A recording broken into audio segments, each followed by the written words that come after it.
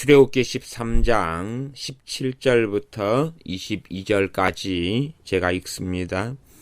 바로가 백성을 보낸 후에 블레셋 사람의 땅의 길은 가까울지라도 하나님이 그들을 그 길로 인도하지 아니하셨으니 이는 하나님이 말씀하시기를 이 백성이 전쟁을 보면 뉘우쳐 애굽으로 돌아갈까 하셨습니다.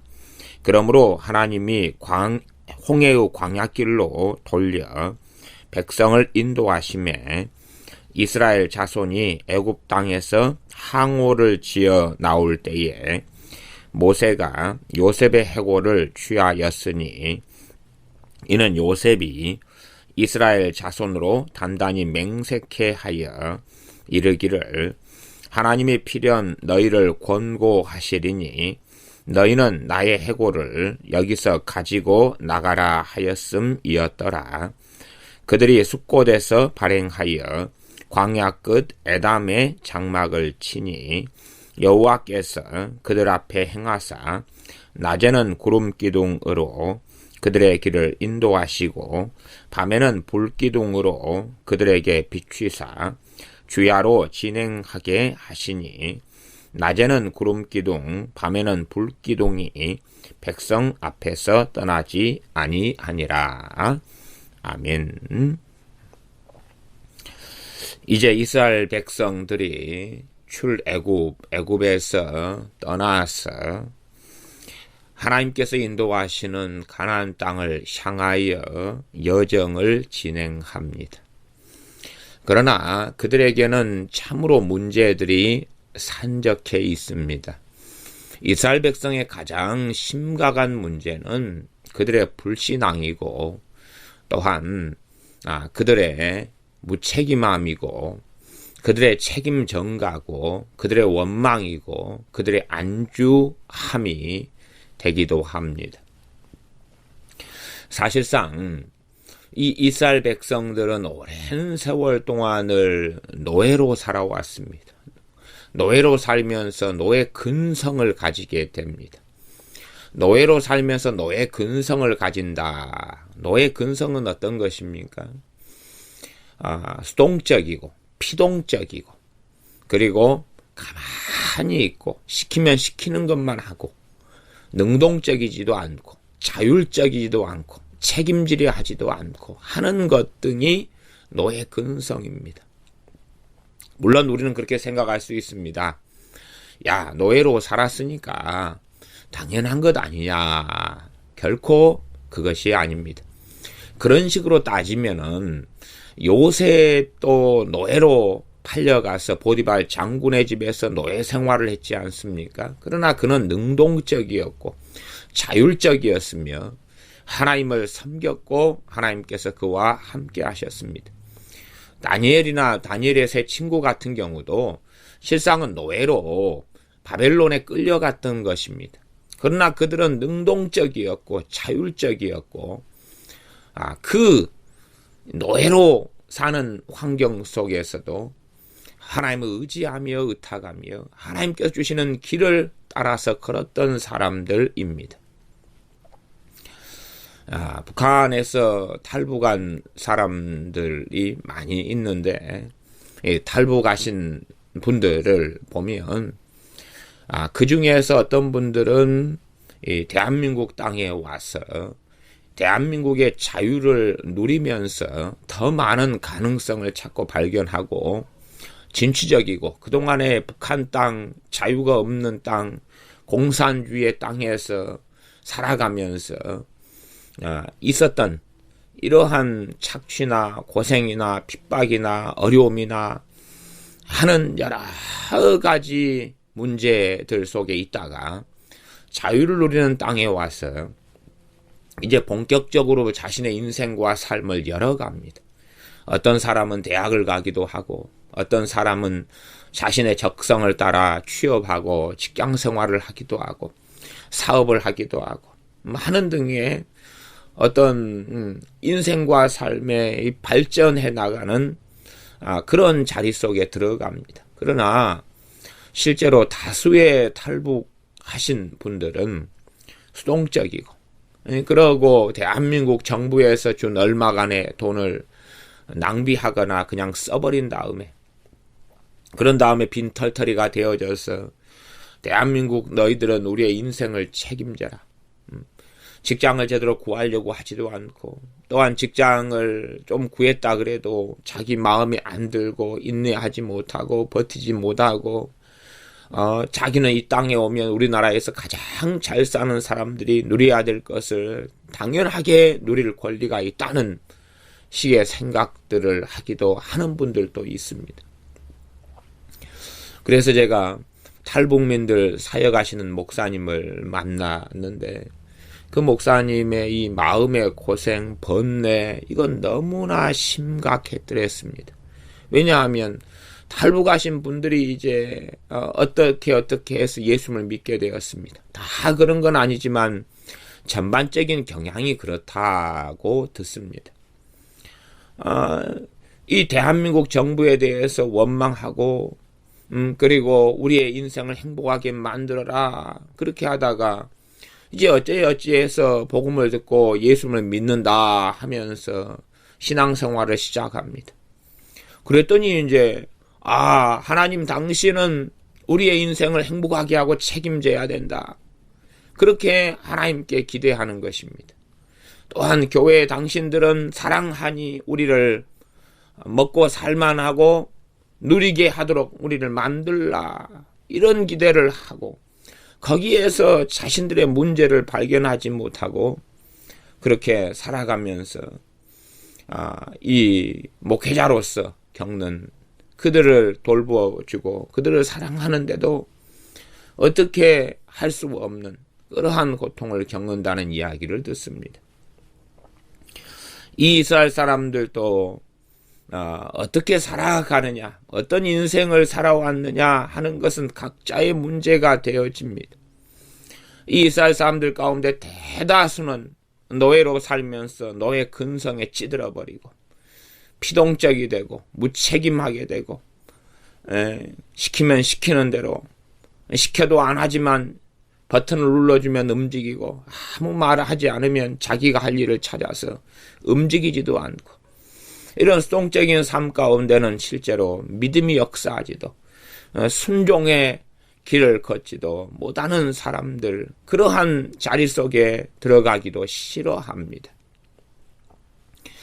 이 노예 근성이라는 것은 어떤 면에서는 우리가 우리의 자녀들을 과보호하고 자라게 애쓰고 양육했을 때 나타난 열매하고 아주 유사합니다. 자녀들에게 항상 이거 해라, 이거 해라, 지금은 뭐 하냐, 이거 해라, 필요한 것을 자녀가 요구하기 전에 다 채워줘 버리고, 그런 식의 어떤 과보호를 할 때에 많은 자녀들은 이제 미련해지고 무지해지며 생각을 하지 않습니다. 아무 생각이 없습니다. 그러다가 엄마가 야 이거 해야지, 내일 숙제, 학교 가기 전에 숙제해야 될 거 아니야, 그러면은 하는 척하거나 그렇게 합니다. 자기의 학교 공부나 이런 것에 대하여서 신경도 쓰지 않습니다. 그리고 이제 정욕적으로, 동물적으로 변합니다. 먹는 것, 가지는 것, 게임하는 것, 잠자는 것, 오락하는 것, TV 보는 것, 컴퓨터 하는 것, 이러한 쾌락적인 것에만 욕구가 충실해져 가고, 나머지 자신의 인생을 성장하고 발전시키고 노력하고 수고하고 애쓰고 인내하고 자신의 인격을 도야하고 하는 것들에 대해서는 아무런 마음을 신경을 쓰지 않습니다. 그래서 원망이 이 과보된 아이들의 기본 컨셉이 되기도 합니다. 어떤 원망입니까? 자신을 낳아주고 키워준 부모에게 감사하기보다는 왜 부모 당신들은 나를 쓸데없이 낳아가지고 나 인생을 이렇게 괴롭게 만드요? 나를 낳았으면 책임을 져야 될 거 아니요? 왜 나를 낳았소? 나를 낳았으면 책임져서 나를 행복하게 만드시오. 또 이 땅에 살아가는 사람 가운데 가장 많이 누리게끔 만드시오. 필요한 돈, 용돈 다 주고 결혼하기 전에는 아파트 하나 쓱하니 만들어주고 내 임무를 왜 이딴 식으로 그냥 당신들이 낳아놨어? 성형수술할 돈이라도 일단은 장만해 놓으시오. 그러면서 끊임없이 뱃속 안에는 원망을 품고 살아갑니다. 왜 이 가난한 집에서 나를 태어나게 했어? 왜 나는 짜리몽땅하게 나를 낳아놨어? 왜 내 코는 이렇게 만들어놨어? 왜 나는 다른 아이들에 비해서 IQ가 떨어지요? 그것은 자기가 공부하지 않은 탓인데 운명론적으로 생각하면서 부모를 원망하는 것을 그치지 않습니다. 환경이 평안할 때는 이 뱃속에 든 독이 드러나지 않다가 어려움을 당하고 불행해지고 힘들어지고 그러면 이 뱃속 안에 있는 독이 표면 아래 있다가 표면 위로 드러나서 올라옵니다. 그리고 그들을 지배합니다. 노예 생활을 한 모든 사람이 같은 모양을 지니는 게 아니다고 제가 요셉의 노예 생활, 다니엘, 사드락, 메삭, 아벳느고의 노예 생활에 대한 이야기를 했습니다. 마찬가지로 포로에서 끌려와서 그 노예 생활 속에서 거기에서 살고 태어난 사람들, 우리가 아시다시피 이 느헤미야 같은 사람도 그렇고 학사 에스라도 그렇고 또한 에스더 황후도 그렇고 모르드게도 그렇고 다 그런 사람 아니었습니까? 그러나 하나님의 놀라운 믿음의 용장들이 되었습니다. 이 이스라엘 백성들은 문제는 항상 고난을 회피하고 어려움을 회피하고 도망자로 살아간다는 것입니다. 어려움이 좀 닥치면 견뎌내지를 못합니다. 견뎌내지 못하고 도망가고 회피하는 것. 이 노예 근성. 이것이 무서운 문제가 됩니다. 물론 모든 이스라엘 사람이 그런 건 아니지만 유감스럽게도 저는 그렇게 말씀드리겠습니다. 99.99% 이상의 이스라엘 사람들이 이렇게 되어져 버리고 말았다. 하나님께서는 은혜로 이스라엘 백성들을 변화시키시려고 그들을 고치시려고 많은 기적과 이적과 표적을 보이십니다. 하나님의 전능하심을 보이시며 하나님의 권능을 보이시며 하나님의 돌보심을 보이시며 하나님의 살아계심을 이스라엘에게 보입니다. 그걸 이스라엘은 경험하면서 자기들의 마음을 변화시켜 가야 되는 것입니다. 하나님께서 표적으로 기적으로 만나와 메추라기를 주시고 그러지 않고 사람들의 마음을 그래? 너의 근성 내가 다 없애주마. 그리고 없애주시는 그런 것은 하나님의 의로움과 어긋납니다. 어긋나기 때문에 우리 주님께서도 사도들의 마음, 너희들의 마음을 내가 변화시키마. 그리고 안수기도를 해주신 게 아닙니다. 그들에게 말씀을 가리키고 증거하신 것입니다.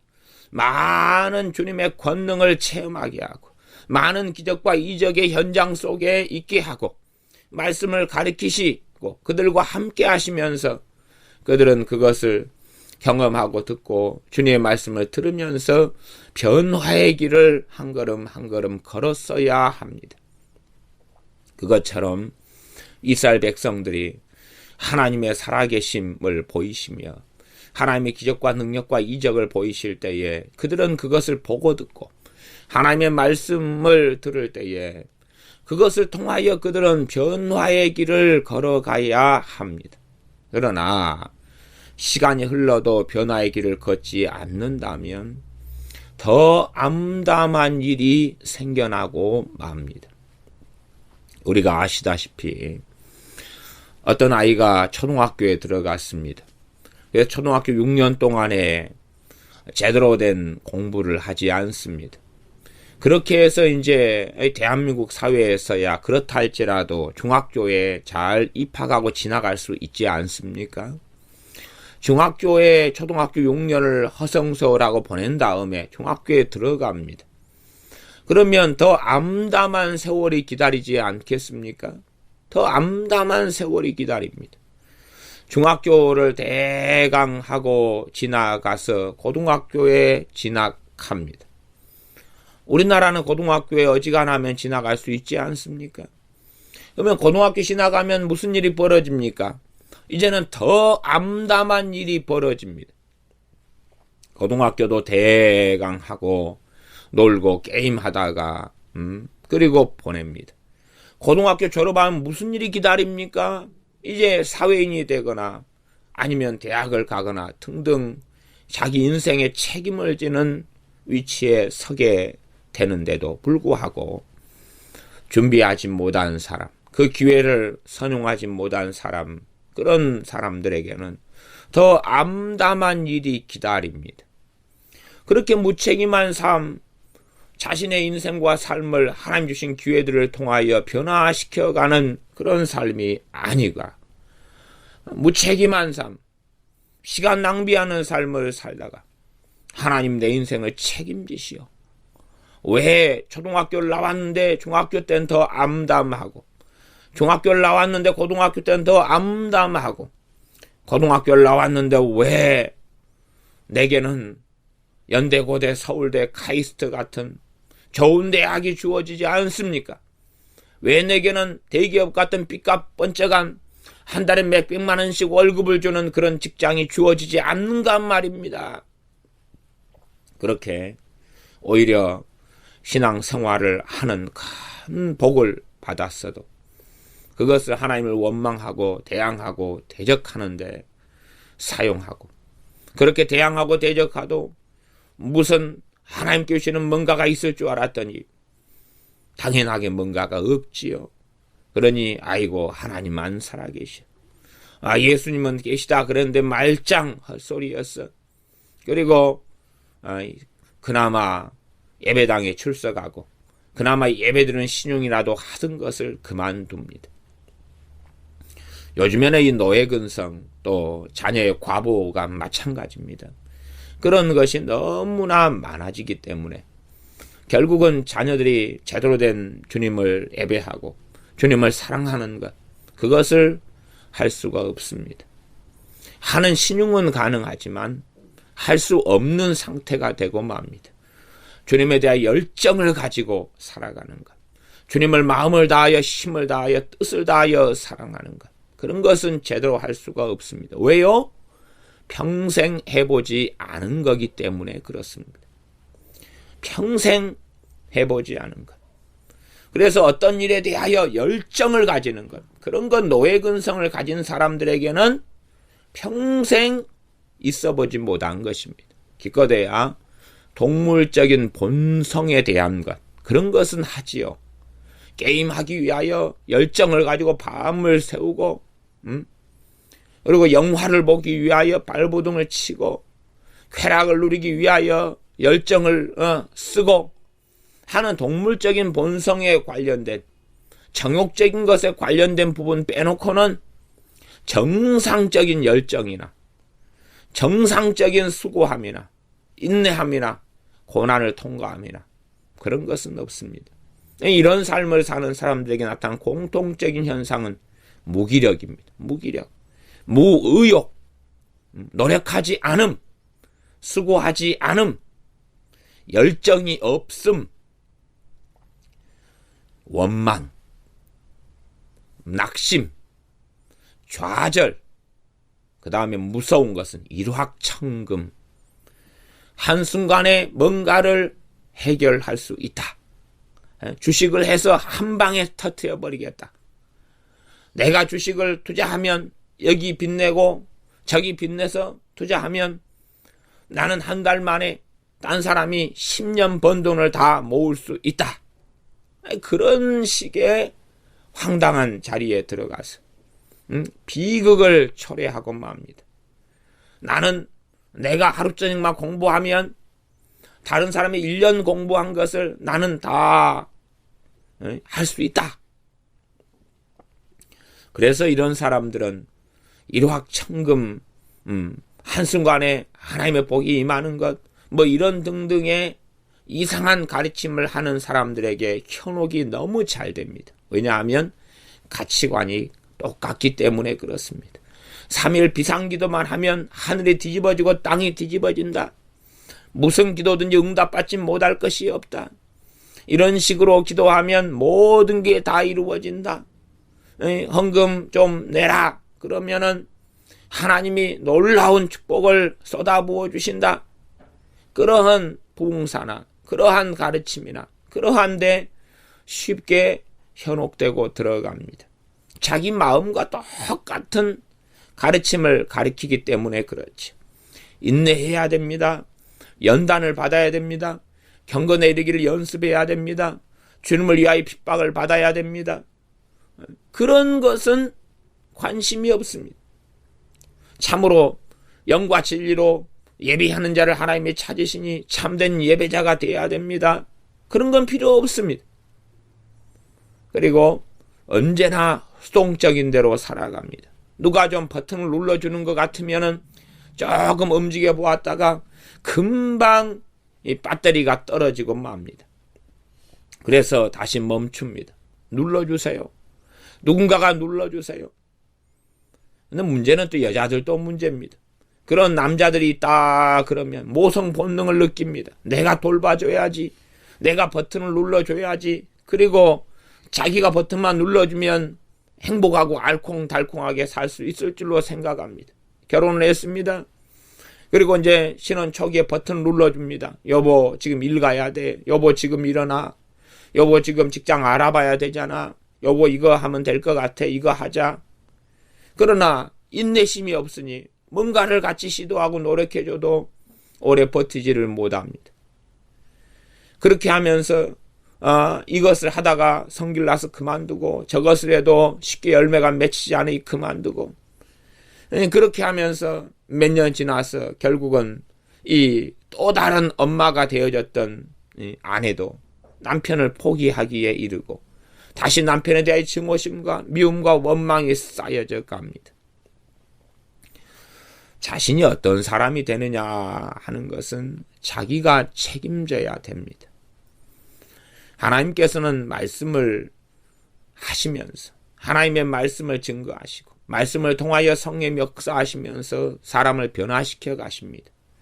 또한 변화시켜 가시지만 변화될 수 있는 원천을 제공하시는 것이지 하나님이 변화 자체를 강제적으로 시키는 것이 아닙니다. 변화되기 위해서는 참으로 많은 고난을 통과해야 되고 눈물을 흘려야 되고 애통해야 되고 가슴을 쳐야 됩니다. 주님께서 팔복에 말씀하시는 것처럼 심령이 가난한 자는 복이 있나니 천국이 저희 것입니다. 심령이 가난한 자의 자리 속에 계속하여 들어가야 되지요. 애통하는 자는 복이 있나니 저희가 위로를 받을 것이며 참으로 진리의 애통, 하나님 앞에서 바른 애통, 상처받아 애통하거나 서러워서 애통하거나 열등감 때문에 애통하거나 돈이 없어 애통하는 것 말고 진리의 말씀으로 인하여 죄로 인하여 하나님의 뜻대로 살지 못함으로 인하여 자신의 양심과 마음의 부패함으로 인하여 하나님을 등지고 살아왔던 삶으로 인하여 애통하는 그런 자리 속에 계속 나아가야 되겠지. 의에 줄이고 목마른 자는 배부를 것입니다. 그 의에 줄이고 목마른 속에 계속하여 나아가야 할 것입니다. 그러나 그러한 주님의 말씀은 무시하고 그러면서 어떤 열매가 맺히기를 바랍니다. 허송 세월을 하고 시간을 보내죠. 허송 세월을 하고 아무런 기대감도 아무런 의욕도 아무런 목표도 아무런 꿈도 아무런 바라는 것도 없이 시간을 보냅니다. 그리고 환경 탓을 하죠. 다른 사람 탓을 하죠. 책임을 떠넘길 사람을 찾습니다. 어떤 사람이 자신에게 상처를 주었다 싶으면 내 인생이 이렇게 망가진 이유는 내게 상처를 준 저 사람 때문이야. 그리고 뱃속 안에 그걸 가지고 있습니다. 저 사람이 나를 상처를 주었기 때문에 내 인생은 이미 비틀려져 버린 거야. 그러니 그 사람에 대한 원망을 뱃속에 품고 살아가다가 평안할 때는 표면에 드러나지 않다가 어려움을 닥치면 저 사람 때문에 그리 됐어. 엄마 때문에 그리 됐어. 아빠 때문에 그리 됐어. 초등학교 다닐 때 나를 구타하고 때렸던 선생님 때문에 그리 됐어. 그런 식으로 표면 아래 쏙하니 다시 올라옵니다. 그러나 하나님께서는 표면 위에 드러나지 않아도 뱃속에 있는 그것을 감찰하고 계시지요.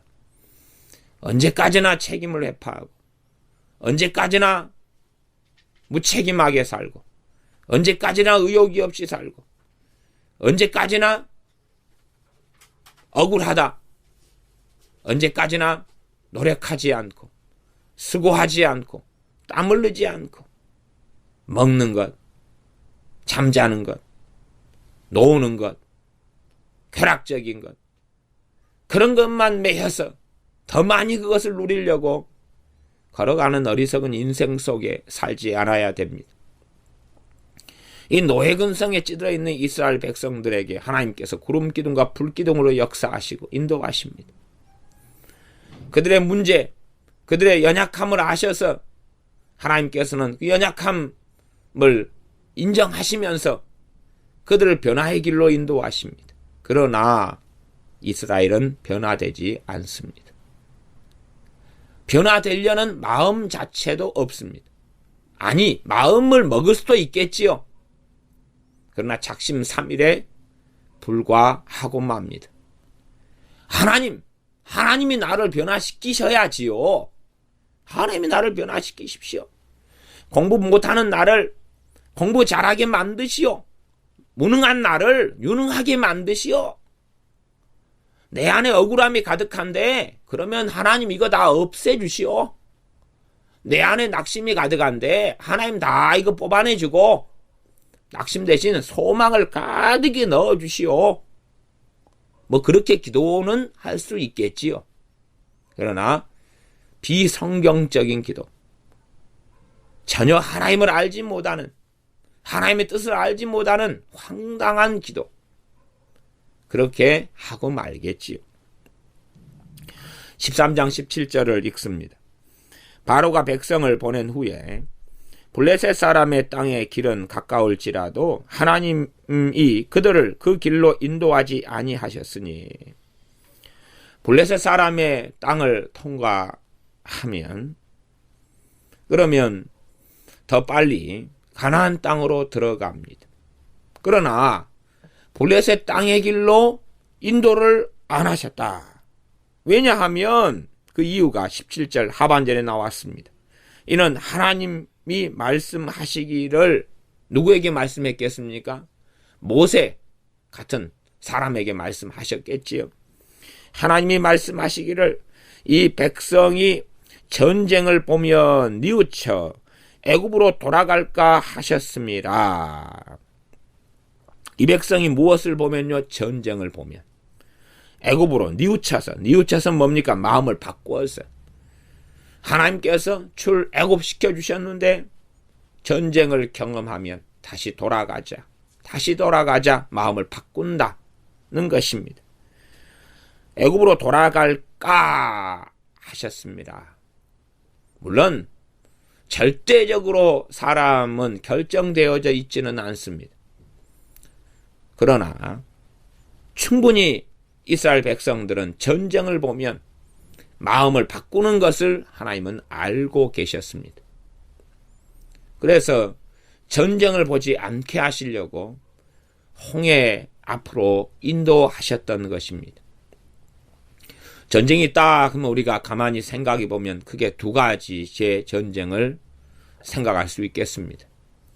하나는 블레셋 사람의 땅을 지나니 블레셋 사람이 이 어마어마한 200만이 넘는 이스라엘 백성이 올 때에 자신들을 침략한 것으로 알지요. 그는 어찌 그냥 통과를 시키겠습니까? 또 통과한다는 말을 어떻게 믿겠습니까? 그러니 블레셋과의 전쟁이 필연적으로 있을 수밖에 없습니다. 거기에 하나님은 도우심이 있겠죠. 그러나 전쟁은 누가 해야 됩니까? 이스라엘이 해야 된다 그 말이죠. 나 그들은 전쟁을 통과하기보다는 하나님이 애굽에서 인도해 냈으니까 지금부터는 무조건 행복하게 해 주셔야 돼. 지금부터는 아무 고생 안 해도 그래도 우리식으로 한다면 한 달에 500만 원씩 월급이 뚝뚝뚝 생겨야 돼. 하나님께서 집을 줘야 돼. 하나님께서 차를 줘야 돼. 하나님께서 아파트를 줘야 돼. 매달 연금을 줘야 돼. 그렇게 나는 하나님 믿었으니까, 나는 예수 믿었으니까 그런 일이 있어야 돼 라고 기대합니다. 더군다나 어떨 때 더 기대가 많아지겠습니까? 하나님의 기적들을 경험하고 있을 때 그 기대감은 더 높아지는 것입니다. 질병이 치유돼 가고 이런 하나님의 불기둥과 구름 기둥을 경험하고 애굽에서 많은 하나님의 권능을 경험하니까 이 기대감을 점점점 높아집니다. 잘못된 방식으로 높아져 가는 거지요.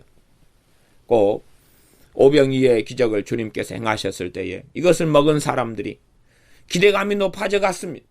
떡을 먹어서 배불러서 야, 저 나사렛 예수님을 우리의 왕으로 삼으면 야, 이런 일을 우리한테 그래서 맨날 하라 그러자. 나사렛 예수님을 우리의 왕으로 삼아야 되겠다. 이 오병이의 기적이 얼마나 놀라운가. 그리고 주님을 왕 삼으려고 했습니다. 그런 것처럼 하나님의 기적과 이적을, 하나님의 권능을 체험하면서 어떤 사람은, 어떤 소수의 사람은 하나님을 경외함을 배우고 하나님을 섬김을 배우지만, 그러나 유감스럽게 다수의 많은 사람들은 그래, 어떻게 하면 하나님을 이용할 수 있을까? 어떻게 하면 하나님을 조종할 수 있을까? 야, 하나님이 이런 놀라운 권능을 가지셨구나. 그러면 내 생활과 내 인생과 내 삶에 하나님께서 기적과 이적으로 역사하시는 건 얼마나 간단한 일인가? 말하자면 하나님께는 감기나 암이나 무슨 차이가 있는가? 하나님께서는 무좀을 고치시는 것이나 태양을 만드시는 것이나 아무 차이가 없지 않은가? 그리고 자신의 이론 속에 들어가서 그러니 하나님께서 그냥 손가락만 딱 튕기면 그러면 야, 나는 최고로 IQ가 좋은 사람, 최고로 멋진 사람, 어마어마한 돈을 가진 사람, 무조건 성공할 수밖에 없는 사람, 행복한 사람, 내가 지금까지 수고하지 않고 노력하지 않고 살아왔던 모든 것, 딴 사람이 100년을 수고하고 딴 사람이 10년을 고생한 것이 바로 다 이루어져 버리고 생겨나는 사람으로 하나님은 능히 만들 수 있지 않는가 라고 생각하고 그 기대를 품습니다. 아니면 언젠가는 그렇게 하시겠지. 그래서 하나님께서 기적과 이적과 권능으로 역사하실 때에 유감스럽게 이것을 경험하는 많은 사람들은 완악해져 가고 강팍해져 가고 악해져 갑니다. 변화의 기회, 변화의 원천으로 삼기보다는 그렇게 안 된다는 사실이죠. 블레셋 사람들과 전쟁을 이 블레셋 땅을 지나가다 보면 했어야 됐습니다. 그때 되면 이스라엘 백성은 뉘우쳐 마음을 바꿔버린다. 마음을 돌이켜버린다. 그래서 애굽으로 돌아간다 그 말이에요. 아이고 전쟁을 조금 하다 마차차 안 돼. 그리고 돌아가자. 돌아가면 어떻게 합니까? 하나님이 어떻게 말기셔야 됩니까? 하나님 말기셔야 됩니까? 애굽으로 돌아가는 것을 어떻게 합니까? 두 번째는 이제는 하나님께서 바로의 마음을 강팍케 하심으로 애굽왕 바로가 장관들이 병거를 거느리고 군대들이 쫓아옵니다. 쫓아오는 것이 14장에 나왔습니다. 그러면 하나님께서 홍해로 인도하셔서 홍해를 여신 다음에 홍해에서 전부 다 바로와 그 군대들을 수장시키시는데, 그런데 이 블레셋 땅의 길로 인도하실 때는 이걸 수장시킬 수가 없지요. 물론 하나님의 이 전능하심은 모든 걸 초월하십니다. 그러나 하나님의 기적과 이적도요, 하나님께서 기적과 이적으로 초자연적으로 역사하시지만 초자연적인 것도 자연적인 것을 이용하셔서 역사하시는 하나님의 원리가 있습니다. 어쨌든 그건 좀 복잡한 이야기여서 내려놓고, 이 애굽이 공격해 오면 하나님께서 이 기적과 이적으로 애굽과의 전쟁 속에서 승리케 하시지요. 승리케 또 하실 것이고, 그러나 그러한 과정을 이스라엘이 견뎌내지를 못한다는 것입니다. 하나님의 기적과 이적으로 도무지 상대가 안 되는 애굽왕 바로와 애굽 군대와의 싸움에서 하나님은 능히 이기게 하실 것입니다.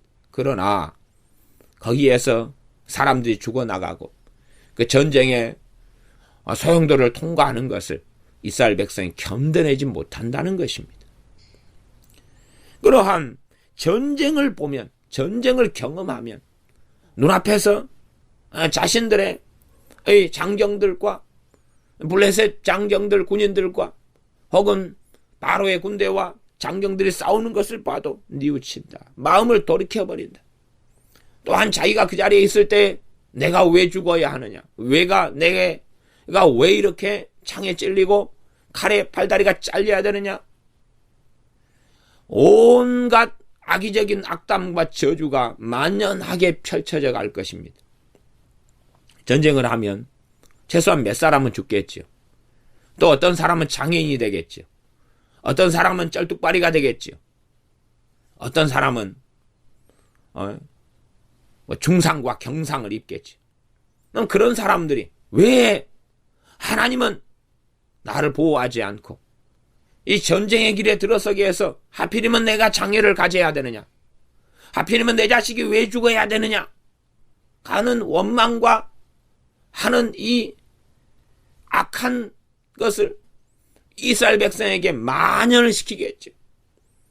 애굽의 노예로 그대로 있었더라면 이런 일이 안 생겼을 텐데 왜 애굽 땅에서 인도하여 내가지고 내 자식이 죽어야 했느냐, 왜 내가 장애인이 됐어야 했느냐, 왜 내가 창에 찔러야 됐느냐, 왜 내가 병거에 깔렸어야 됐느냐, 왜 내가 선봉에 서서 적의 무기에 맞아야 됐느냐.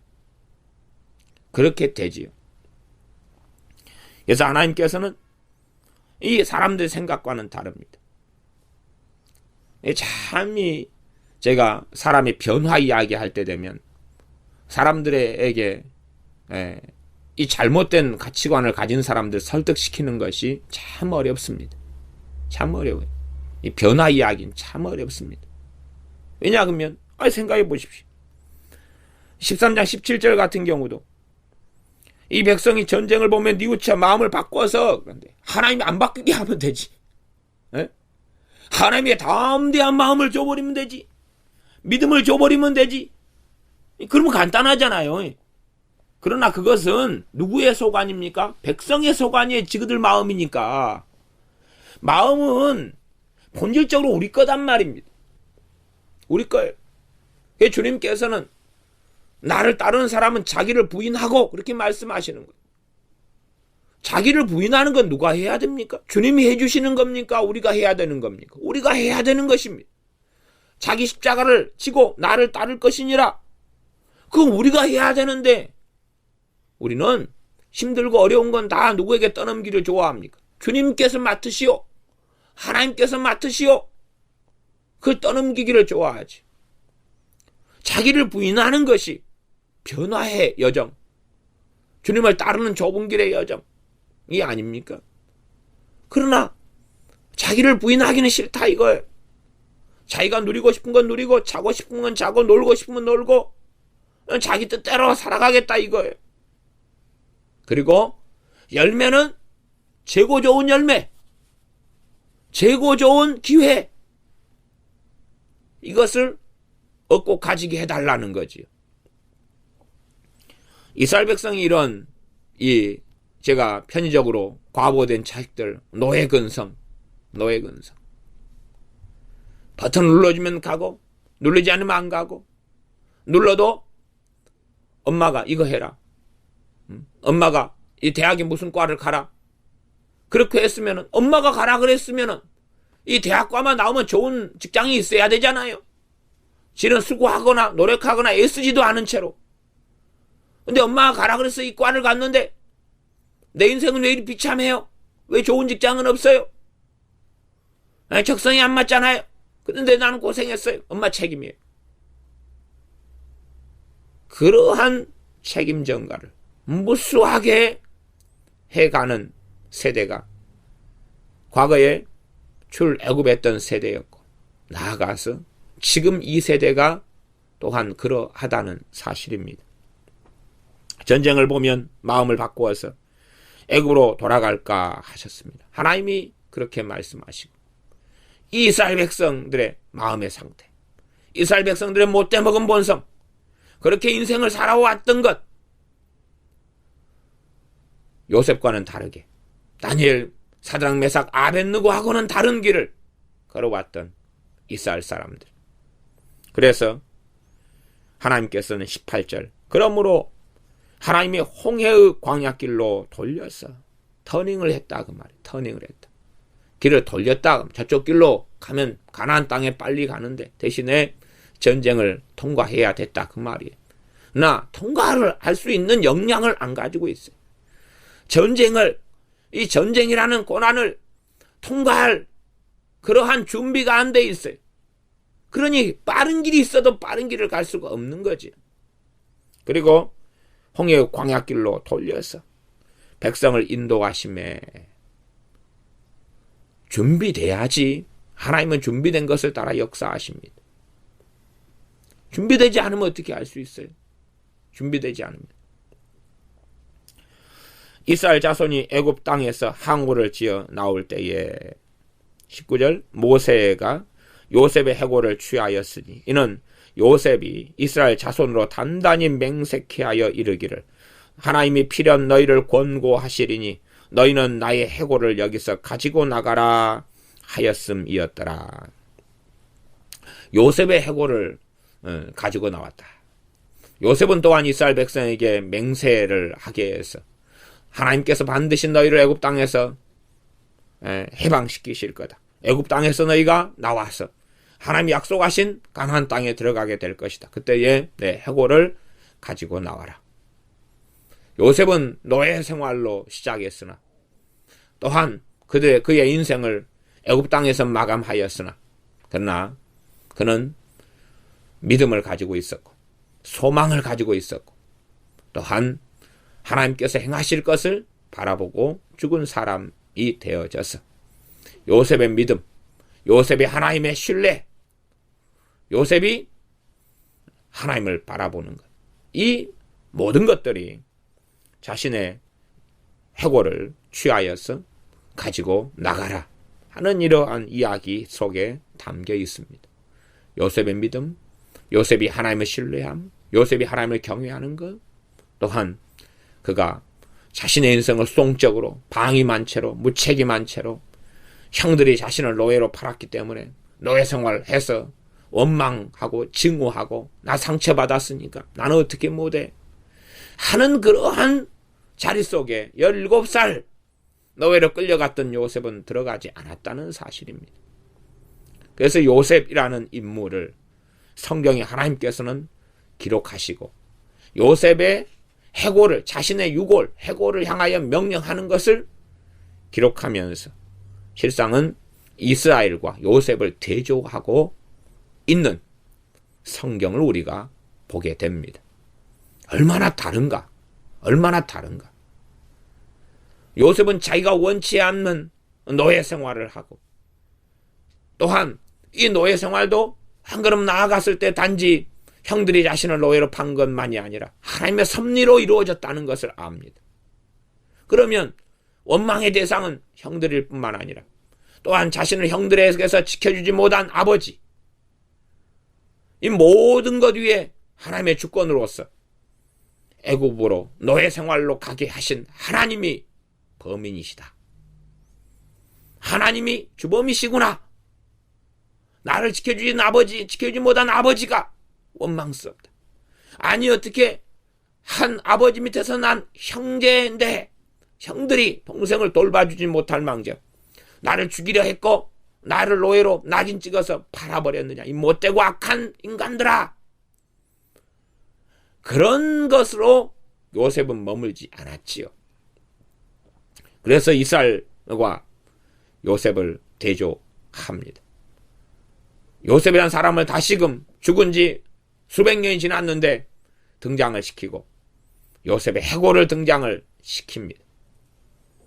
그리고 그의 유언, 다시금 성취되는 것을 보여주지요.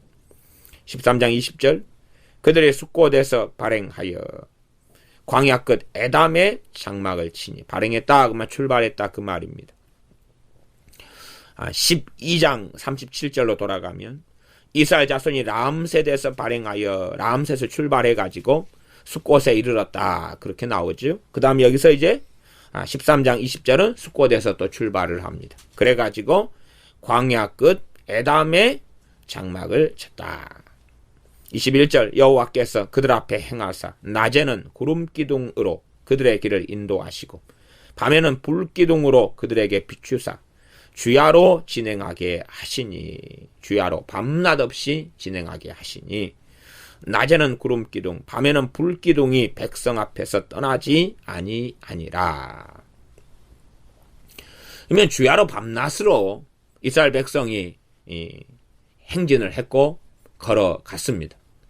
홍해 앞까지 걸어간 거지요. 그리 따지면은 하나님께서는 구름기둥 불기둥으로 역사하시고 하나님은 모든 것이 전능하신데 왜 피곤하게 밤낮을 걸어야 돼? 낮에만 좀 걷고 밤에는 그냥 쉬면 되잖아. 쉬면 되잖아.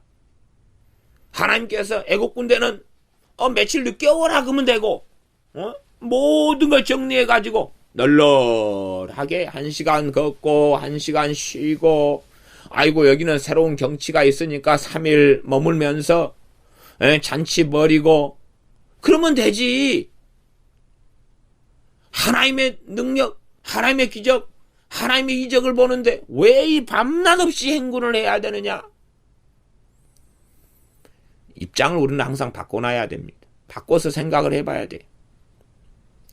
하나님의 기적과 이적을 봐요. 그러면 얼마나 자기 편리적으로 생각이 바뀌는지 모릅니다. 많은 사람들이요. 하나님께 기도하고 응답을 받습니다. 아주 획기적인 응답을 받아요. 놀라운 응답으로 하나님이 역사해 주실 때들이 있습니다. 이런 걸 경험하면서요. 많은 믿는 사람들은 악해져 갑니다. 유감스럽게 믿음이 좋아지고 하나님을 경외하고 하나님을 영화롭게 하고 말씀에 순종하고 이런 것보다는 하나님께서 그분의 은혜로 특별하게 기도들에 응답해 주시면 이들은 기대치가 더 높아져 갑니다. 하나님 놀라운 능력이 있구나. 이것도 해보시오. 이것도 해보시오. 우리 주님께서 이 땅에 오셔서 표적과 이적과 권능을 행하시니 이것도 해보시오. 유대인들 바리새인들은 와서 또 표적 좀 보여보시오. 또 해보시오. 또 해보시오. 이것도 해보시오. 저것도 해보시오. 점점점 완악해져가고 강팍해져 갑니다. 하나님께서는 질서대로 행하시고 순리대로 행하십니다. 고린도 교회에서도 너희가 예배를 드리는데 질서대로 규모 있게 해라 말씀하시고 여기서도 하나님께서는 부는 기둥 불기둥으로 인도하시는데도 주야로 진행하게 하십니다. 이들이 해야 될 몫이 있는 거예요. 말이 부릅터도 고난이 잠잘 시간 쉴 시간도 부족해도 하나님이 가라 그러면 가야 되는데 자신들이 왕된 삶 자신 주인된 삶에서는 그러기 싫어요. 하나님을 지배하고 싶고 하나님을 알라딘의 요술램프 지니처럼 사용하고 싶고 그래서 하나님의 기적 하나님의 능력을 알면 알수록 아이고 하나님이 전능하신데 이것 좀 해주지. 하나님이 전능하신데 이렇게 하지. 자기의 뜻 자기의 생각이 점점점 강화되고 완고해져 갑니다. 하나님께서는 이스라엘 백성을 밤낮 없이 주야로 진행하게 하셨습니다. 그 가운데 하나님의 사랑하심, 하나님의 보호하심, 하나님의 이끄심은 있었습니다. 그러나 밤낮 없이 걷는데 왜 안 힘듭니까? 왜 힘들지 않겠어요? 더군다나 막다른 홍해로 인도하십니다. 그것이 왜 괴롭지 않습니까? 21절에는 여호와께서 그들 앞에 행하사 앞에서 행하십니다. 좀 쉬게 해주시지. 잠잘 거 좀 자게 해주시지. 널널하게 가게 해주시지. 낮에는 구름 기둥으로 그들의 길을 인도하시고 밤에는 불기둥으로 그들에게 비추사. 구름기둥 인도하실 때 따라가야 되지요. 불기둥으로 비추면서 가실 때 따라가야 되지요. 따라가야 돼. 그러면 자기식으로 생각해서 아니 그러면 블레셋 땅을 진행할 때 하나님이 함께 하시는데 전쟁 없게 하셔야지요. 블레셋 땅으로 진행하면 질서상 순리상 전쟁은 필연이다 그 말이. 전쟁하려는 블레셋 사람들의 마음을 하나님이 바꾸시지 않는다 그 말이에요. 그 마음은 블레셋 사람들의 것이에요. 블레셋 사람들의 것이에요. 하나님이 바로의 마음을 강팍하게 하실 수 있고 하실 때가 있는 거고.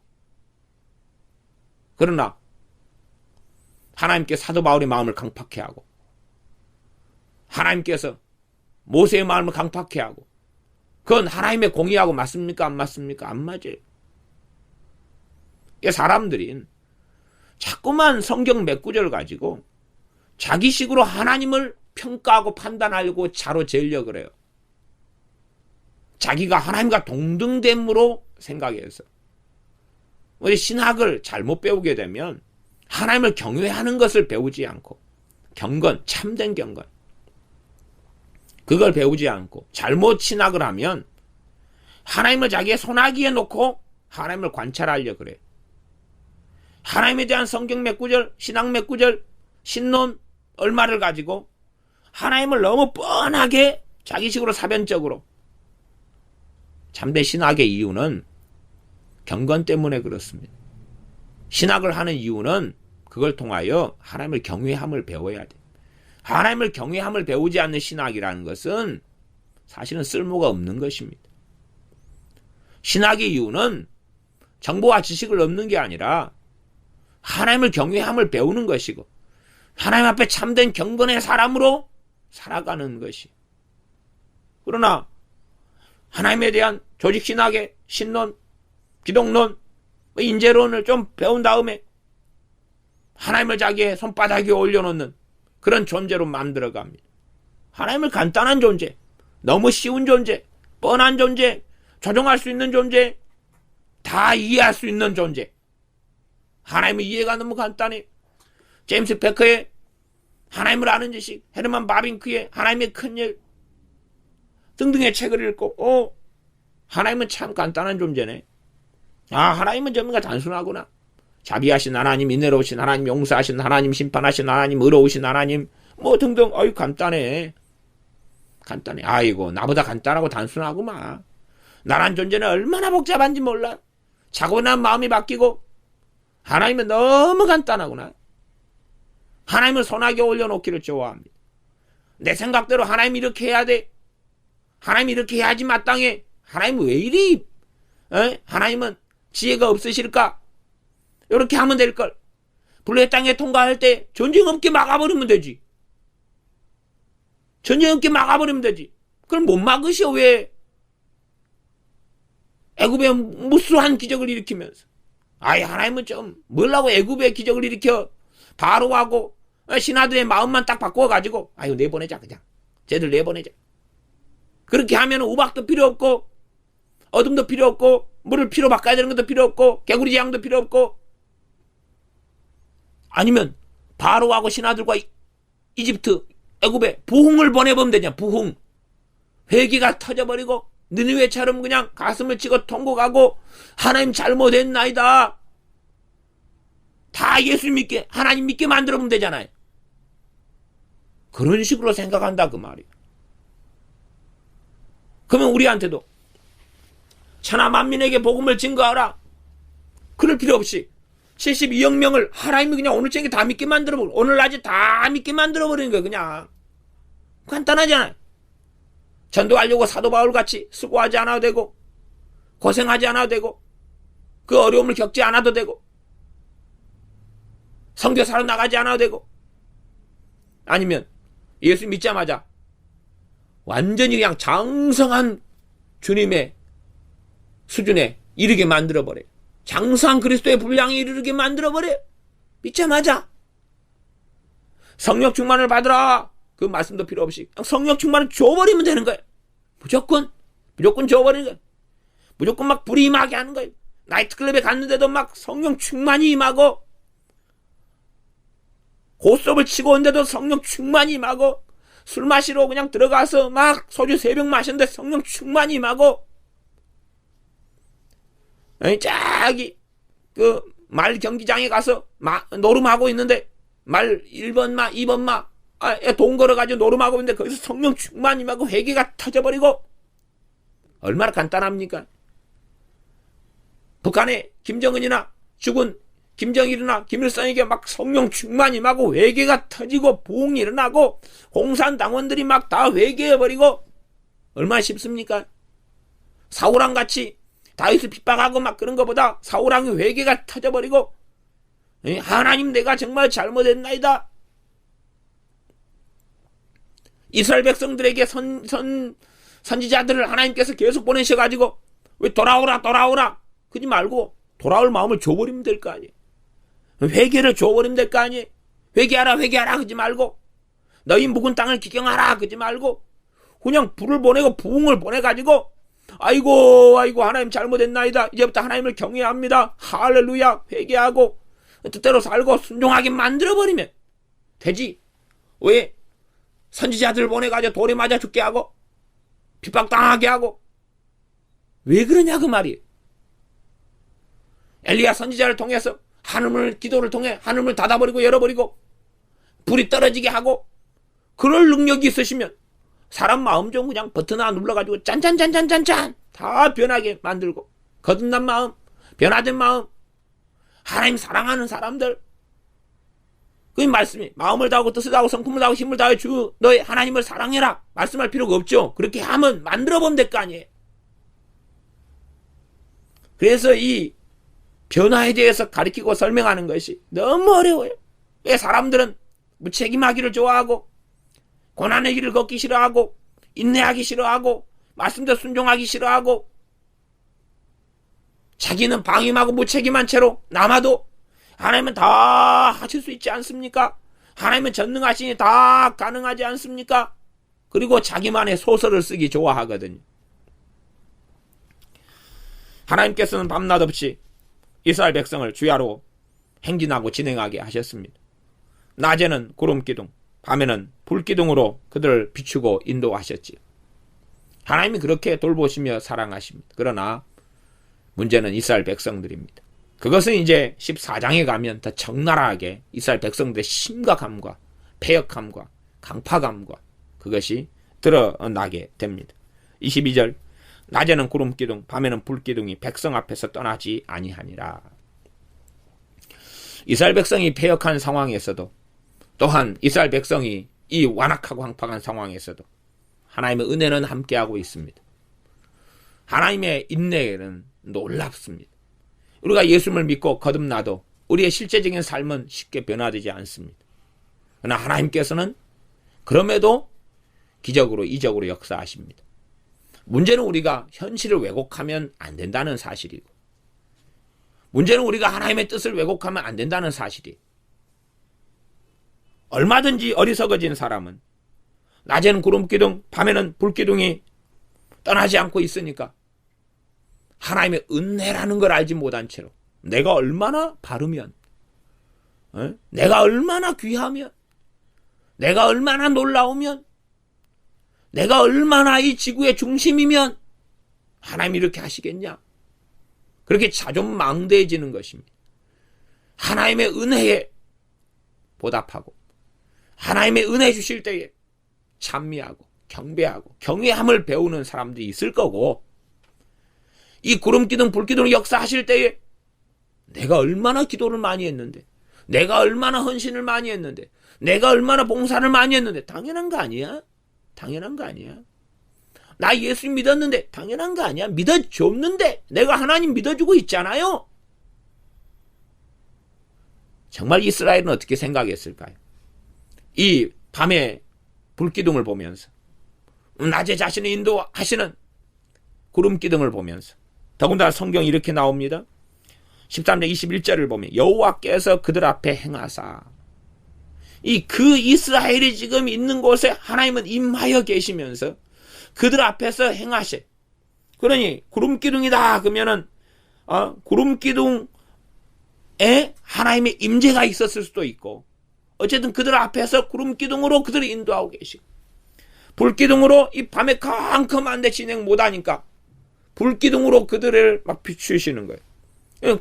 불기둥으로 비추시려면 불기둥이 이스라엘 앞에 있으면 잘 비추는 게 어렵겠지요. 자 기니까 아마 그렇게 했으면은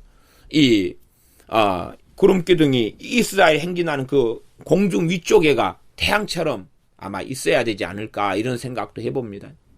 열이 굉장히 긴데 앞에서만 후레쉬나 불빛을 비춘다 그러면은 뒤쪽 사람들 컴컴하잖아요. 안 보일 테니까. 그러니 아마 공중에 불기둥이 떠가지고 이렇게 막 비추는 상황이 돼야지 이 밤에 야간에 행군하는데 맞지 않은가 싶어요.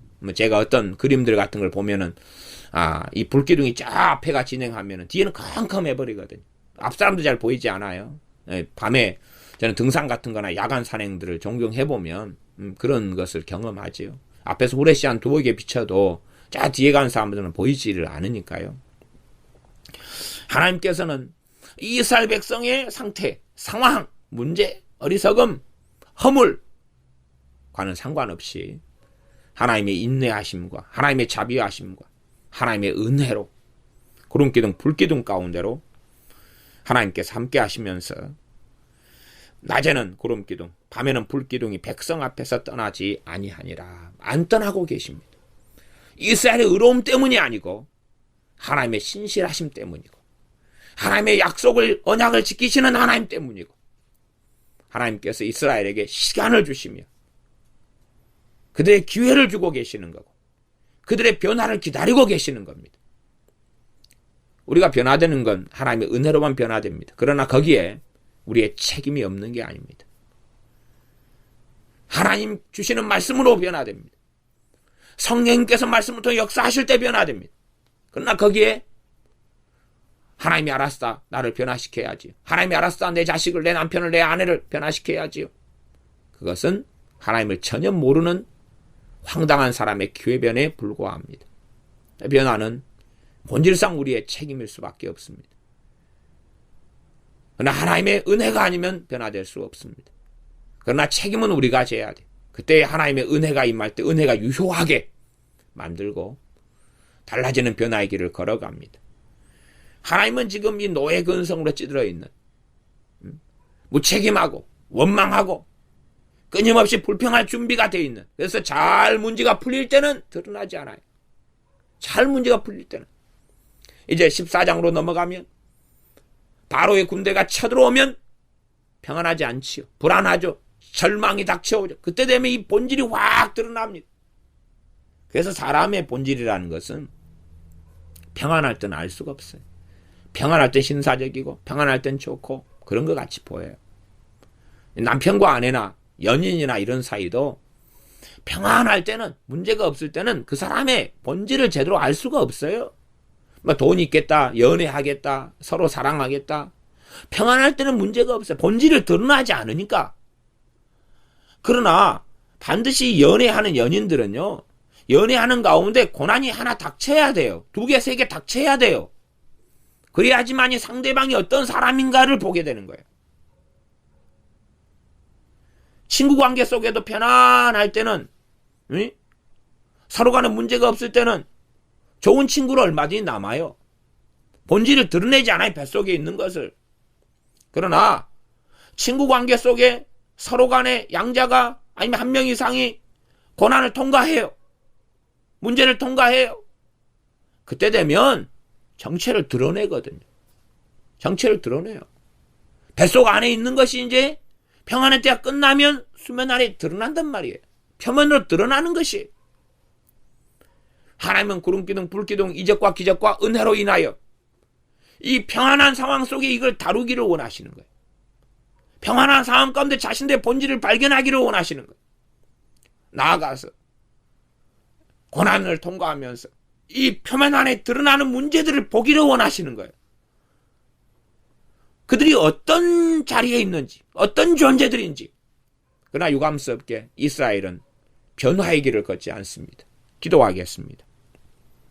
아버지 하나님, 이스라엘 백성들이 이제는 애굽에서 출발하여서 홍해길로 하나님께서 구름기둥, 불기둥으로 인도하시는 것을 봅니다. 참으로 이들은 전쟁을 만날 때에 도망하고 도피하는 자리에 있는, 또 뱃속 안에 물수이 많은 억울함과 징후와 원망을 품고 살아가는 이스라엘 사람들 노예 생활하면서 점점점 자신들을 완악하고 강팍하게 만들어 왔던 사람들, 그런 사람들의 모습들이 바로 우리의 모습입니다. 그러하며 때로는 평안한 가운데, 때로는 고난의 여정 속에서 우리 자신의 본질이 드러나게 하시고, 우리의 문제, 하나님에 대한 불신앙, 하나님에 대한 원망, 우리 안에 있는 미움과 증오심, 또한 우리가 얼마나 정욕적이며 완악한지 이를 보게 하셔서, 그럼에도 우리를 떠나지 않고 버리지 아니하시며 구름기둥 불기둥으로 인도하시는 하나님의 자비와 은혜 앞에서 다시금 우리를 돌아보며 변화의 길을 걷는 우리가 되도록 도와주시옵소서. 예수님의 이름으로 기도하옵나이다. 아멘.